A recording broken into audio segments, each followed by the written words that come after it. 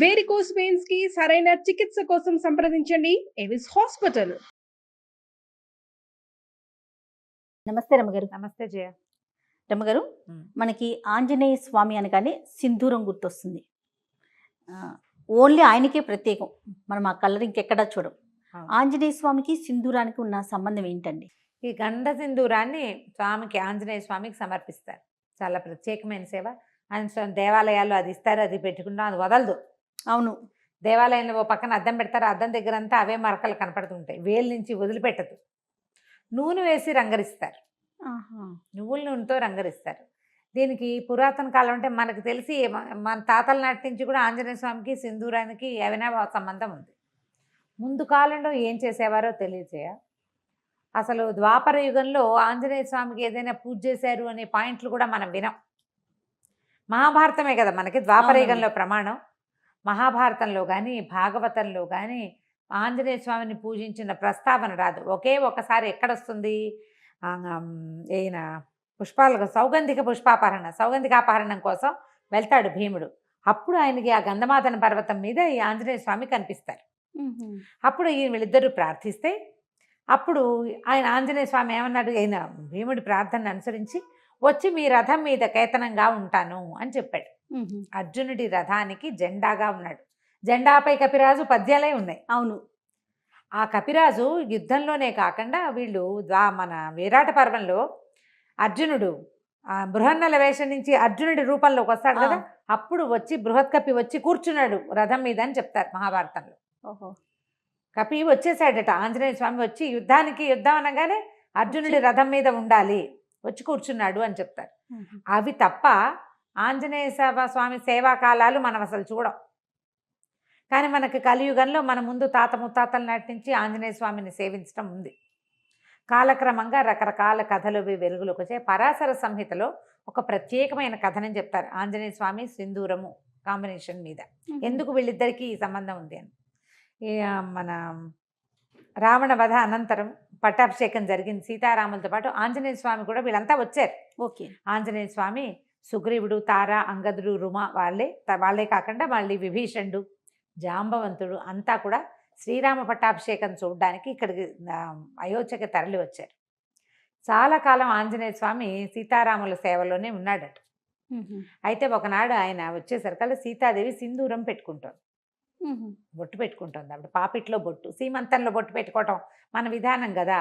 అంటే ఇప్పుడు మనం రామాయణ కథ అంతా నార్త్ ఇండియా కథగా మనం చెప్పుకుంటాం. వాళ్ళకి పాపిట సింధూరం చాలా ముఖ్యం ఆ ప్రాంతం వారికి.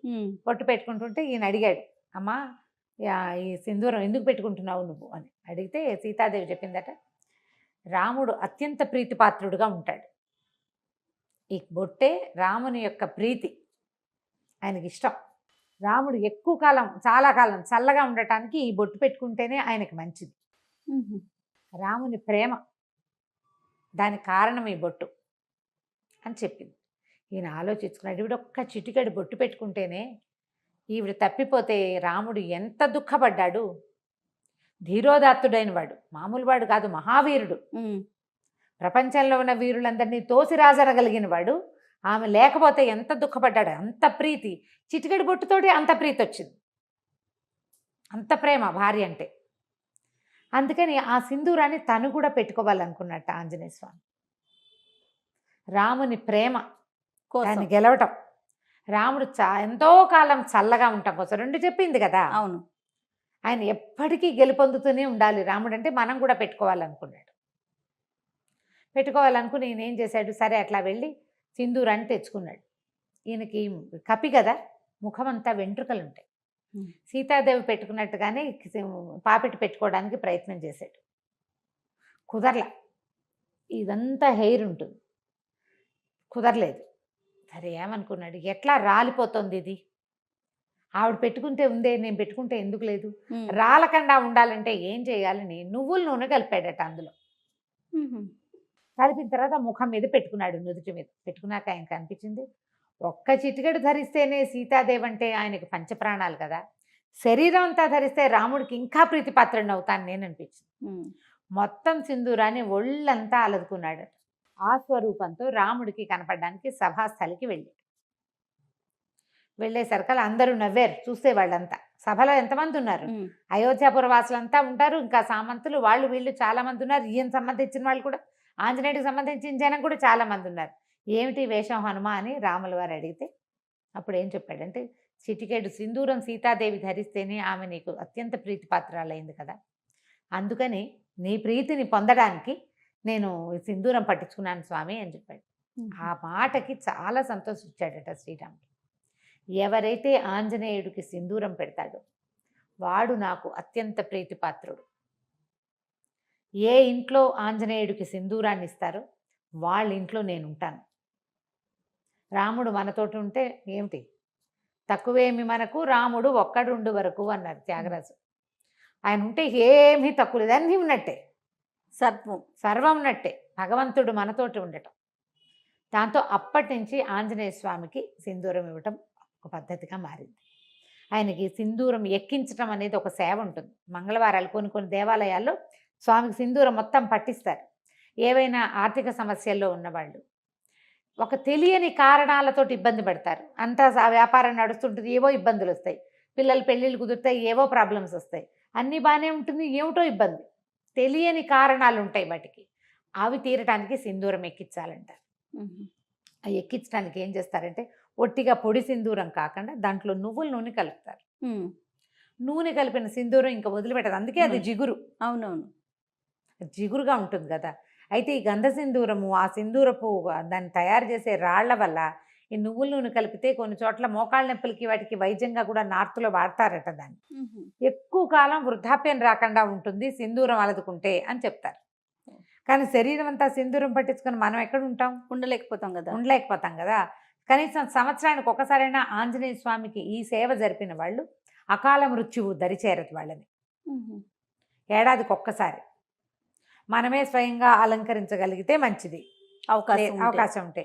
లేదా దేవాలయాల్లో ఈ సింధూరం ఎక్కించే సేవ కనుక చేయిస్తే ఇక మృత్యువు రాదని చెప్పం మనం. అకాల మృత్యు 50కి 30కి 40కి ఇంకా బాధ్యతలు ఉండగా, అమ్మా నాన్న బతికుండగానే పిల్లలు మరణించడం, అలాంటివి 95 ఏళ్ళ అమ్మా నాన్నలు ఉంటే 70 కూడా రాని కుమారులు మరణించడం, 60లో కుమారులు 90లో అమ్మా నాన్న, పెద్దవాళ్ళిద్దరు ముదిబగ్గులు వాళ్ళు బతికి జీవించే ఉంటారు పాపం. ఈ 60 ఏళ్ళు వచ్చిన వాళ్ళు యంగ్గా యాక్టివ్గా ఉన్న వాళ్ళు చిటుక్కుని వెళ్ళిపోతారు. ఈ కష్టం రాకుండా ఉంటుంది. ఆంజనేయుడికి సింధూర సేవ అంత మంచిది. వీళ్ళతోటి రాముడు ఉంటాడు. మామూలుగా మనం ఏం చెప్తాం, సహస్రనామాలకు తుల్యమైంది రామనామం. అదే కదా, శ్రీరామ రామ రామేతి రమే రామే మనోరమే సహస్రనామ తత్తుల్యం రామనామ వరానని. ఒక్క రాముడనే నామమే 1000 నామాలకి సరిపోతుంది. ఇంతకీ ఈ 1000 నామాలు ఏమిటి? 1000 రామనామాలు కాదు, 1000 వేరు నామాలు. విష్ణువు యొక్క అనంత శక్తిమయాలైన 1000 పేర్లకి ఒక్క రాముడనే పేరు కరెక్ట్ మ్యాచింగ్, దానికి తుల్యమైనది. అలాంటి రాముడు మన పక్కన ఉంటాడు. అందుకని ఆంజనేయ స్వామికి ఈ సింధూరం ఎక్కించడం ఒక పద్ధతిగా మారింది. మనం ఇటీవల కాలం మనకు దగ్గరలో కూడా ఆంజనేయ స్వామికి ఏముంది, ఆయన ప్రతి వీధికి సందుకి దేవాలయాలు ఉంటాయి. అవును, ఫలానా చోటే సింధూరం ఎక్కించాలి అని పెట్టుకోకుండా ఎక్కడ కుదిరితే అక్కడ తమలపాకులతో సేవ చేయించడం. తమలపాకులు ఆకుపూజ చేస్తారు కదా, ఆయన ప్రీతి. తర్వాత ఈ సింధూర సేవ, ఇది కనుక చేయిస్తే చాలా విశేషమైన ఫలితం లభిస్తుంది. తప్పకుండా. నమస్తే. నమస్తే.